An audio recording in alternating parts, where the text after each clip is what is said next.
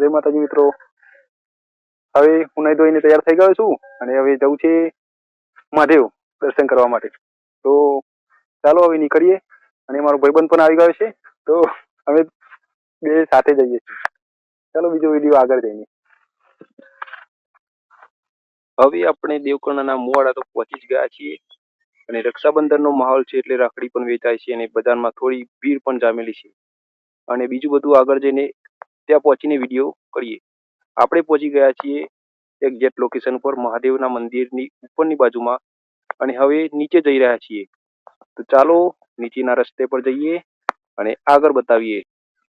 તો ચાલો આપણે આવી ગયા છીએ વાત્રક નદીના કિનારે આવેલા કેદારેશ્વર મહાદેવજીના મંદિરની સામે અને ત્યાં જઈ રહ્યા છીએ। તો ત્યાં મંદિરે પહોંચતા પહેલા તમે અમારી ચેનલને લાઈક શેર ને સબસ્ક્રાઇબ કરીને થોડો ધક્કો મારી દો, અમારી ચેનલ થોડી આગળ વધી જાય અને ત્યાં સુધી આપણે બીજી પણ વાત કરી લઈએ।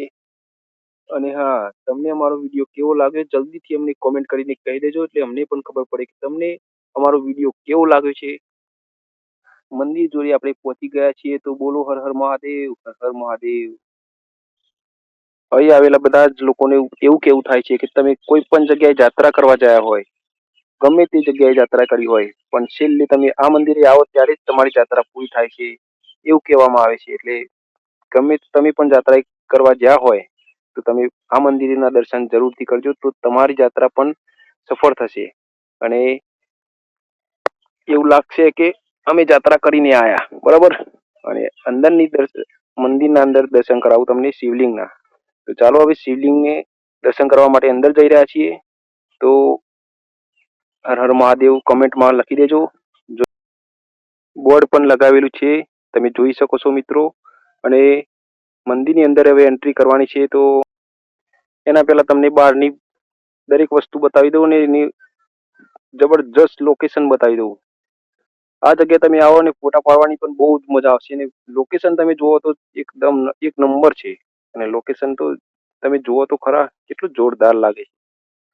આ જગ્યાએ તમે ફોટા પાડવા આવો ને તો બહુ મજા આવી જાય અને લોકેશન બહુ સારું છે અને મંદિરની અંદર આજુબાજુમાં જગ્યા પણ એટલી બધી સરસ છે કે તમને બહુ જ ગમશે।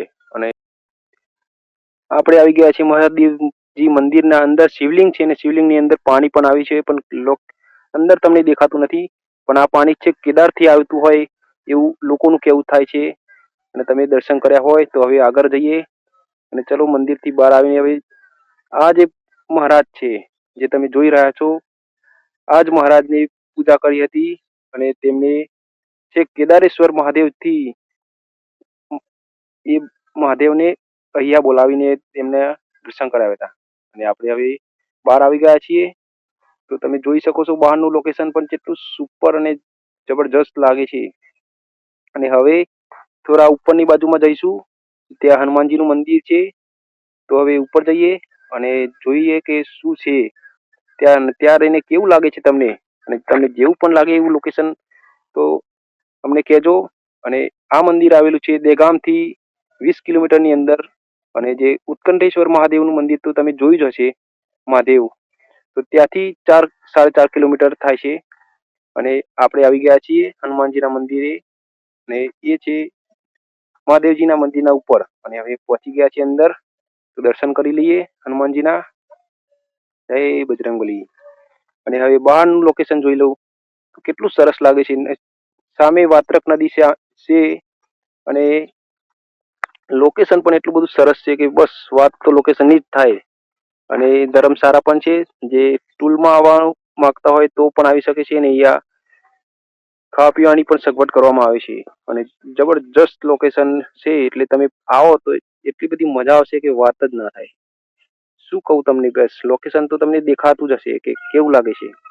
અને મારો વિડીયો સારો લાગ્યો હોય તો કોમેન્ટ જરૂરથી કરજો ને ના લાગ્યો હોય તો પણ કરજો કે અમે આવતો વિડીયો એનાથી પણ સારો બનાવીએ એવી કોશિશ કરીશું। પણ આ વિડીયોમાં તમે જરૂરથી કમેન્ટ કરજો જેથી કરીને અમને ખબર પડે કે વિડીયોમાં શું ફોલ્ટ છે, તમને કેવું લાગે છે, બરોબર। ત્યાં સુધી હર હર